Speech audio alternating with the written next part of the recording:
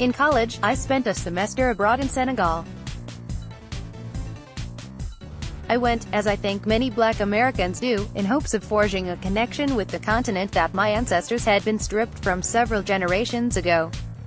What I discovered, instead, living in both the capital city, Dakar, and then in a small village in the rural southeastern region of Kédougou, was how uniquely American I was.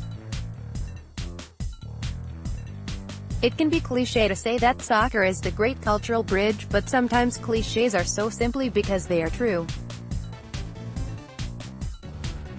The places where I found the most profound sense of kinship were the pickup games on Dakar's beaches and in Kédougou's dusty fields.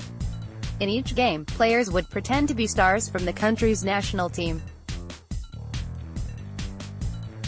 Because I was there following the 2008 election, and because of my lighter complexion, whenever I scored, people on the field would shout, "Nice goal, Obama." At the time, the memory of Senegal's improbable run to the quarter-finals of the 2002 World Cup, the first time that they appeared in the tournament, was still fresh across the country, even 6 years later.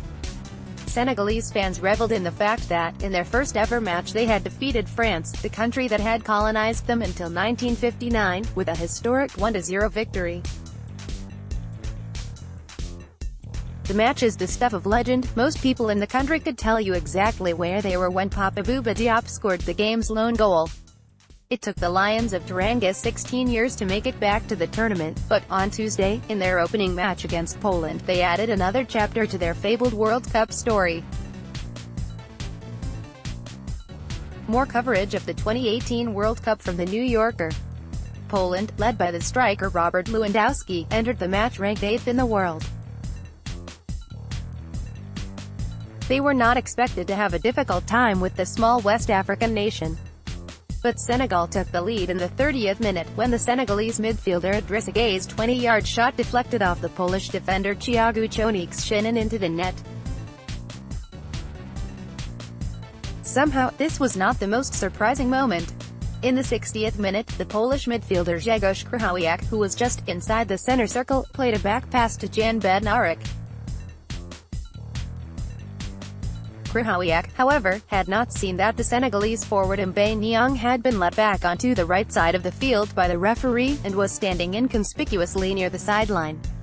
Bednarek had not expected the pass, and Niang sprinted toward the ball in several long, deceptively quick strides, reaching the ball before both the Polish defender and the onrushing goalkeeper. Niang, with a single touch of his right foot, split the two players and pushed the ball into the endless green space in front of him. With one more touch he easily pushed the ball over the goal line. Poland would manage a goal at the end of the match, but, after the whistle blew, Senegalese players gathered together and danced just as they did against France 16 years ago. It was especially moving to watch Senegal win on Juneteenth, which commemorates the abolition of slavery in the United States. Gorée Island, which sits off the coast of Senegal, is one of Africa's westernmost points, and is said by scholars to have been the final point of departure for millions of slaves. I remember standing in the frame of the infamous Door of No Return.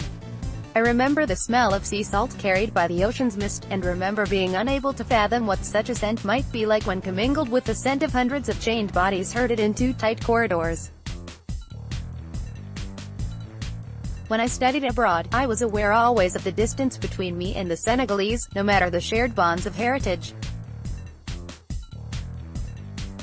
Today's victory, on a day celebrating the freedom of slaves whose ancestors might have come from Gore, was another reminder of how this game that so many of us love can help to close that distance.